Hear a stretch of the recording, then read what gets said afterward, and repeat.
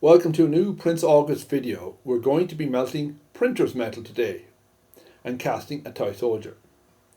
Printer's metal has a high content of lead, which does slow down the melting process. It takes about 10 to 15 minutes from cold to melt it down to a suitable consistency. Turn your solder pot up to full power. We're also going to be using Stanogen Flux, shown here, to reclaim any metal from the dust or debris that might be coming up from the melting metal. You're going to sprinkle a small amount of Stanogen Flux once the metal has passed 300 degrees Celsius. And then you can gently scoop out any of the impurities bit by bit. Give it a tap to drain away any useful metal, and you can throw it out on a counter.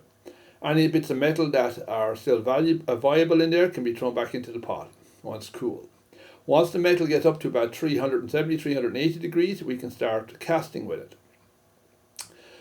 Again, when casting, you make sure you apply your release powder, assemble the mold after clapping to get rid of the excess, put your support boards on, and finally put on your clamps.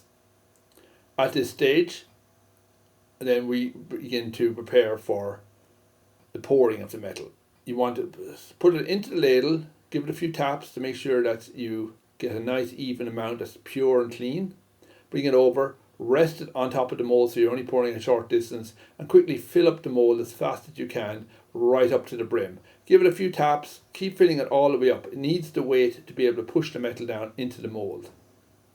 After about 5 to 6 minutes minimum, maybe 8 minutes if you have a large amount of metal in it, you can open the mold to see the figure. It's come out perfectly here. This is one of our Queen's Guard soldiers.